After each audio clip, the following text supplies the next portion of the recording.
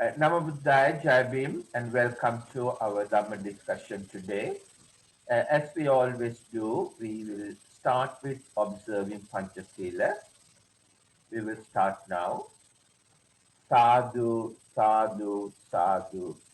Namo tassa bhagavato arahato samma sambuddhassa. Namo tassa bhagavato arahato samma sambuddhassa.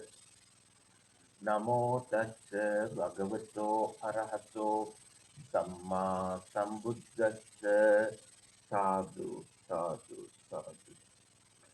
Buddhang saranang gacchami, Dhammang saranang gacchami, Sanghang saranang gacchami, Dutiyampi buddhang saranang gacchami, Dutiyampi dhammang saranang gacchami, Dutiyampi sanghang saranang gacchami, Satyampi buddhang saranang gacchami, Satyampi dhammang saranang gacchami, Satyampi sanghang saranang gacchami.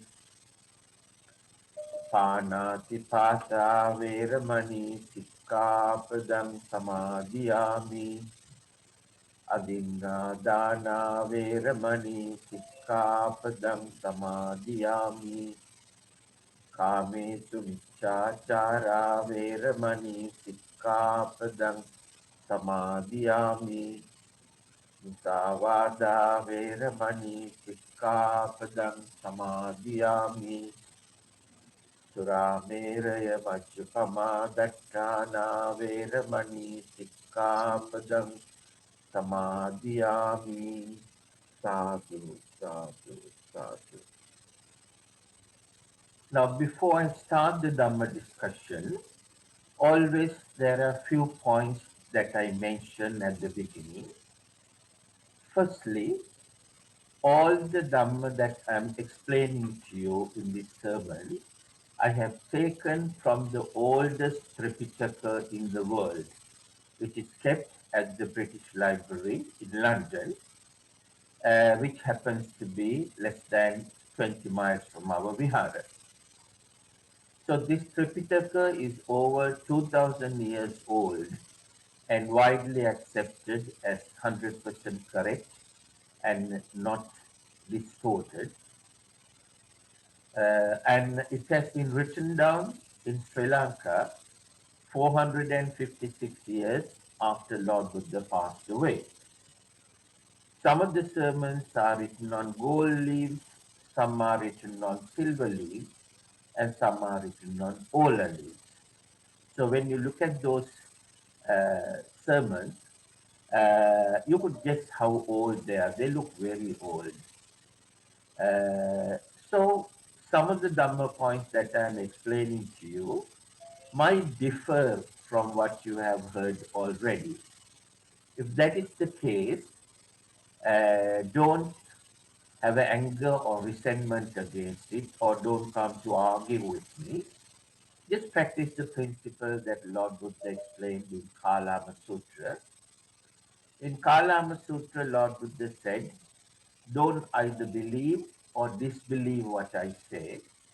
Just listen to me, collect all the facts, take it home, analyze it using your intelligence and wisdom, go through it over and over again, and at the end of the day, if you think it's right, you can take it, make use of it, and get results out of it. And if you think it's wrong, you can leave it out and get on with whatever you are, carry on with whatever you are doing. But don't have a resentment or anger against it. Right.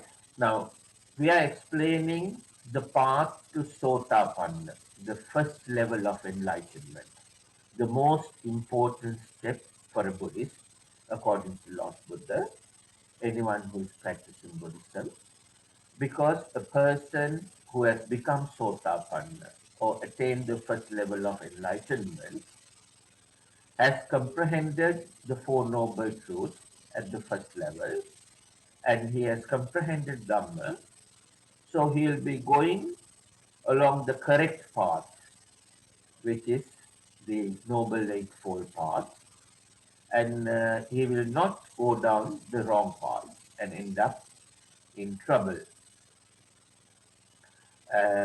So, Dhammacakkappavattana Sutra. Now, I explained the summary in our first discussion last Saturday.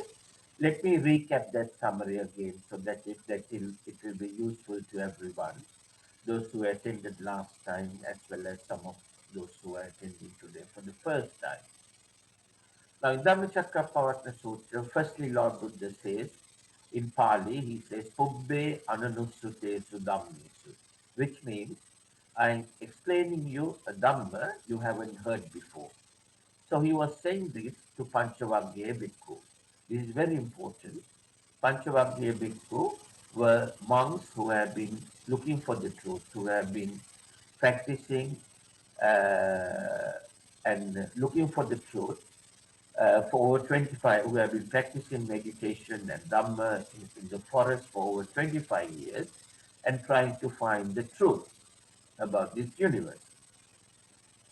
So they were highly educated people who were, if you like, engaged in a research program. So Lord Buddha says to them that I am explaining you Dhamma you haven't heard before. This is very, very important. Then Lord Buddha says, in Pali he says, Chakkung Uddapadi, Jnanang Uddapadi, Panya Uddapadi, Vidya Uddapadi, Aloko Uddapadi. In English what it means is, once I have understood Dhamma, I got the vision of Dhamma, I got the knowledge of Dhamma, I got the wisdom of Dhamma, I got the science of Dhamma, and I got the light of Dhamma in Aloka of the path, which means I became Aloka from this Loka. I will explain that to you in more detail later. Then thirdly, he says, if you want to understand this Dhamma, firstly, you have to come out of Kama Sukallikana Yoga, that is living a life of luxury, which he did as Prince Siddhartha before becoming a monk. And secondly, he says you also have to come out of Atta Kilamatana Yoga, which is giving unnecessary suffering to your body, which Bodhisattva did while he was doing this research program in the forest for 6 years, looking for the truth.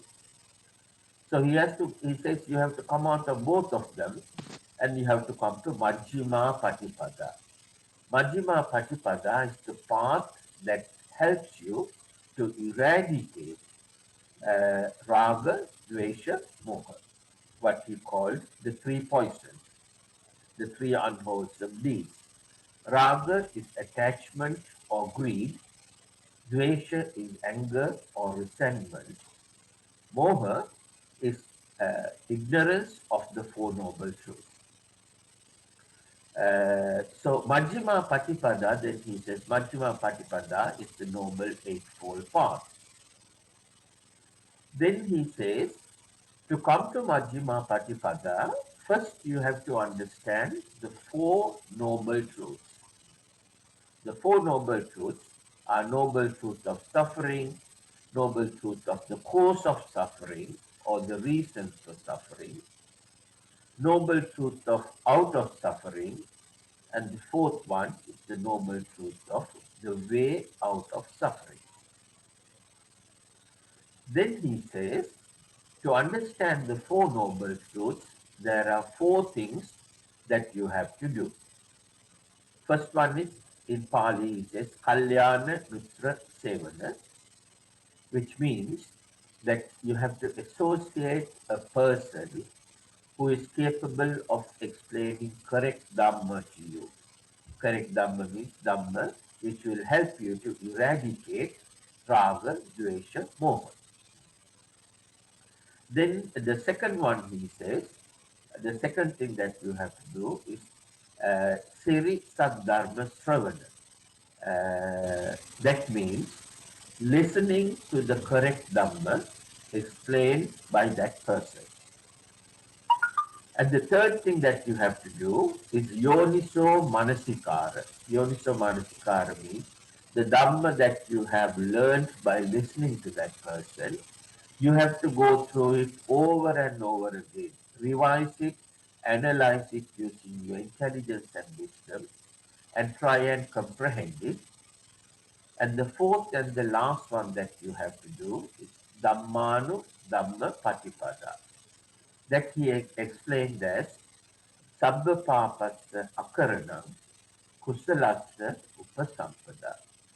Sabba Papasya Akaranam means eradicate all unwholesome deeds. That's Raga, Dvesha, Moha. And when you do that, you will automatically stop committing any sins, mentally, verbally, or physically. Kusalasya Upasampada means practice, cultivate, and develop wholesome deeds. When you do that, you will automatically start to accumulate large quantities of merit.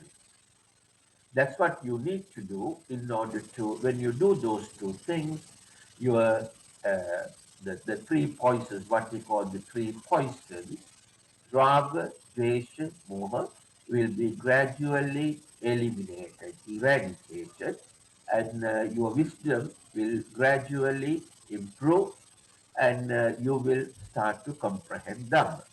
To comprehend Dhamma, what you need is wisdom. So this was a summary that he gave in Dhammacakkappavattana Sutra, and that summary explains Buddha Dhamma from A to Z. Everything that you need to know, need to do as a Buddhist person uh, to go towards enlightenment, going from the first step to the fourth step. The first step is called Sothapanna, the second one is called Sakuddagami, third one is called Anagami, and the fourth one is called Arihat. So to go all the way, all you need to do, all you need to learn, all you need to know, and all you have to practice is what he has explained in that summary. Now the next thing what you have to do is we have to take each item in this summary and try and explain them, analyze them in more detail, and try and understand them and comprehend them. Firstly, we have to understand them, and then we have to comprehend them, and then only we can practice them. So let's start with the first one of the Four Noble Truths. The first one of the Four Noble Truths is Noble Truth of Suffering. So Noble Truth of Suffering, uh, Lord Buddha says, now in under Noble Truth of Suffering, he explains several important points.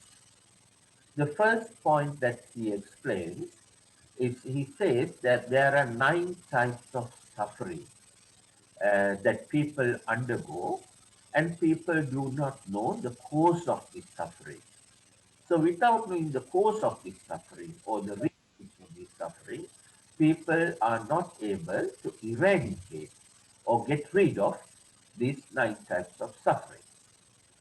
So those 9 types of suffering, first he explains in Pali.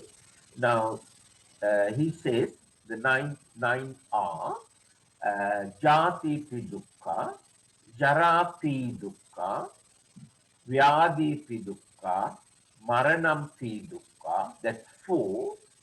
Now there's one common word in all 4. You will realize the word pi. That is very important. We will come to that.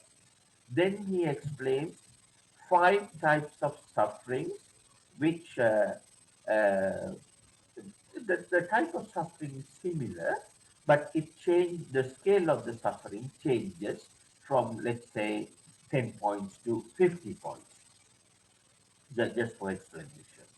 And those are called uh, Soka, Parideva, Dukkha, Domanassa, Upayasa, Pi Dukkha. Those 5 also have that common word P. P dukkha.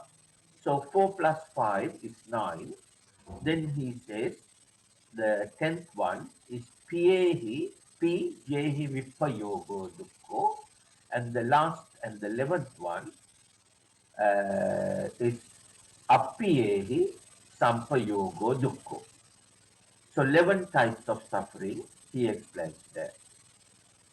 Now let's look at them one by one. Now if we take the first four, Jati P Dukkha, Jara P Dukkha, Vyadi P Dukkha, Maranang P Dukkha. In most books written during the last 100 years, this translation into English or any other language is not done correctly. Most books say, if you look at the books, they will say, Japati Dukkha means life is suffering, Jarapi Dukkha means getting old is suffering, Vyadipi Dukkha is falling sick is suffering, and Maranampi Dukkha is dying or death is suffering. Now, these four, of course, they are suffering, but even a 10-year-old child will know getting sick is suffering, dying is suffering.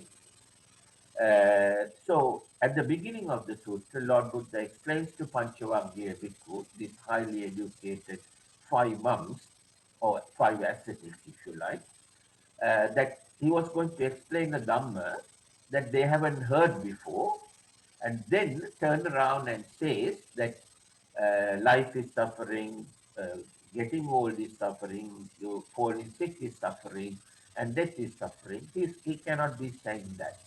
So there's a deeper meaning there. So we have to understand that deeper meaning. The meaning is given in the word P. P means uh, uh, tanha. Tanha means attachment. So jati pi dukkha means, now the word jati here doesn't refer to birth.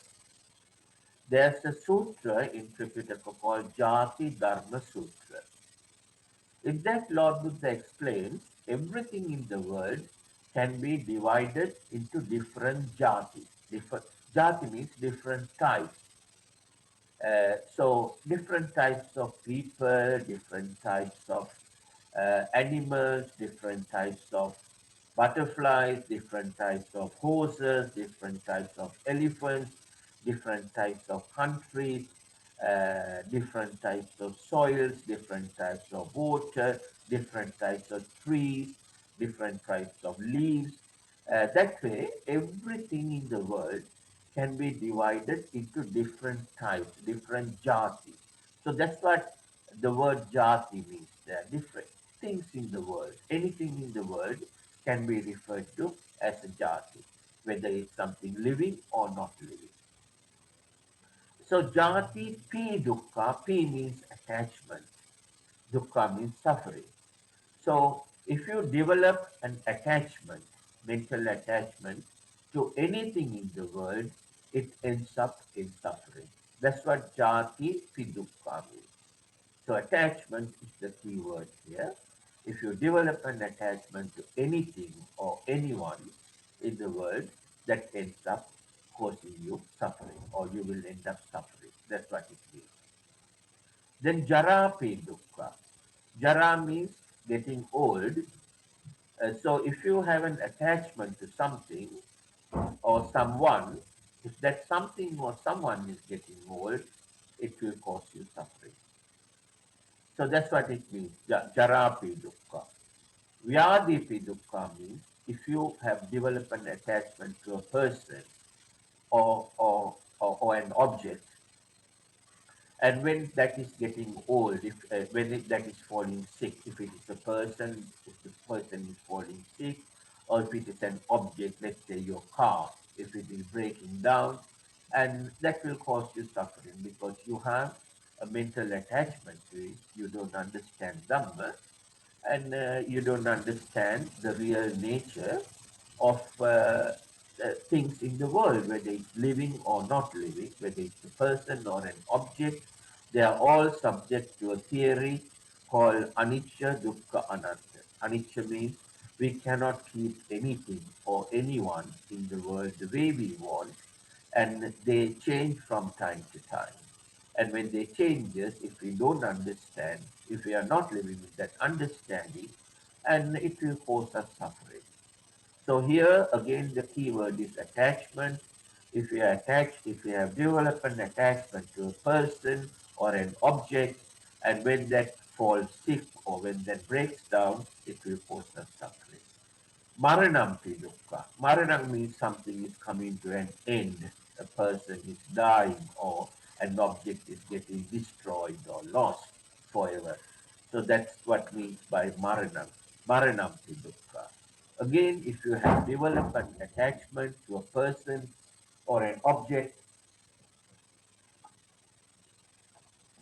uh,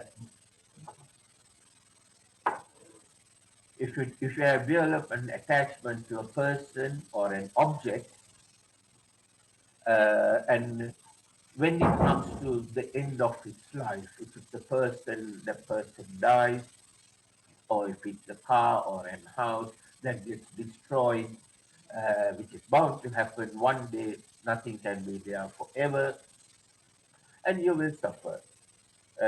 So here again, the key word is attachment.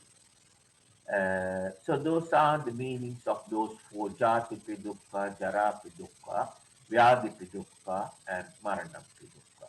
They are all these four types of suffering are created or initiated or result as a result of attachment. Then the next five: soka, parideva, dukkha, domanasna, upayasa, pi dukkha. Excuse me. Soka means if you are attached to someone. Now, let's say you are attached to your mother. Now, attachment can be with either raga, dvesha, moha, which is not good. Attachment can be with maitri, karuna, mudita, upekha, the wholesome deed, that is good. Now, here you have to understand the difference. Attachment with raga, dvesha, moha means you are attached to your mother. Don't take this personally. I'm just taking an example. It could be your mother, it could be your father, it could be someone else. If you are attached to a person mentally because of what you are receiving from that person, then that is attachment with raga, dvesha, moha. But if you are attachment to a person with loving kindness and not at all concerned about what you get in return from that person, that attachment is good. And that is attachment with Maitri, Karuna, Mudita, Upekha. We will discuss those things in detail later, but let's go back to Soka Parideva Dukkha Domanasa Upayasana. So here, the type of suffering called soka comes to our mind if you are attached to a person with raga, dvesha, moha. We are attached to a person because of what we receive in return from that person or what we get from that person. Then, if that person is worried about something, and if we get to know about it, and we will also start worrying and suffering. So that is called soka, and that is also due to attachment with raga, dvesha, moha. So here, when I say attachment, I am talking about the attachment with raga, dvesha, moha, and not the attachment with maitri, karuna, mudita, upekha. Now, some of you who are, not very conversant with Buddhist doctrine may not understand it straight away, but don't worry. As we go on through these discussions, you will begin to understand more and more. So, soka is when we are attached to someone with raga, dvesha, moha, and if that person has a worry and he's suffering, and we will also suffer. And the second one is Parideva. Parideva means that person has a bigger worry. For example, his let's say his parents have or father, that person's father or mother, whom he loved very much, has passed away, and if he was attacked to that person, he'll be worried, he'll be suffering, and we will also suffer. That is also due to attachment. Then the third type of suffering is dukkha. Dukkha means any suffering that comes to a person as a result of his past karma. So when that happens to that person who we are attached to, and if that person is suffering, we will also suffer. So that is Soka Parideva Dukkha. Domanassa means, and that person has much bigger worry and he's suffering from depression. And when that person is suffering from depression, and that will start worrying us as well. Because we do not know Dhamma, we are ignorant of the Four Noble Truths, and we do not understand why that person is suffering from depression and how to help him out of that depression. So we will also suffer. Domanassa upayasa. Upayasa is the worst kind of suffering that a person could have. A person is totally disillusioned and he has become suicidal. He doesn't want to live anymore. So if we are attached to that person, it's raga, dvesha, moha, and it will become a big worry for us as well. So all these types of suffering, the 9 types of suffering I have explained so far, are a result of attachment with raga, dvesha, moha. We have attachment with raga, dvesha, moha because we do not know the Four Noble Truths. We do not know the correct Buddha Dhamma. If we knew, then we would not be attached with raga, dvesha, moha to a person or an object because we know naturally whether it's a person or an object, they are subject to natural changes. No one can or no object can stay the way that we want forever. They are subject to change. So if we are not aware of, if we haven't comprehended that principle, that natural phenomena, if you like, then we will be suffering when we have to face that kind of situation. So that is 9 types of suffering out of the 11. The 10th one is P Jehi Vipayogo Dukkho, and the 11th one is the opposite of it, Appiyehi Sampayogo Dukkho. Piyehi Vipayogo Dukkho means if you like a person or an object, and if you have to be part with it, if you have to go away from it, or if that person has to go from you and from us, and that will cause us suffering because we don't know Dhamma. We are attached to that person or that object with raga, dvesha, moha, and we are not prepared to accept that we cannot have that person or that object in the way that we want forever. So when that happens, we don't have that understanding and we will start to worry and suffer. And the opposite of that is appiyehi sampayogosanko. And if we receive something that we don't like, or if we have to live with someone that we don't like, or if we have to work with someone at work that we don't like, and that will cause us suffering, because in that case, we are attached to that person or that object with dvesha, not raga, but dvesha. Dvesha is anger or resentment. Let's say we have to work at workplace with a person that we don't like very much, or he's a troublemaker, he gives us a lot of problems, but we have no choice but to work with him. And if we don't understand the Dhamma, it will cause us suffering. But if we know Dhamma, we will know how to handle that type of situation, and it will not cause us any worries. We will handle that situation In a way, it will not cause us any worry, any suffering. We will discuss how to do those things in detail later. So those are the 11 types of suffering that Lord Buddha first explained under the first noble truth, the noble truth of suffering. So let me check the time now.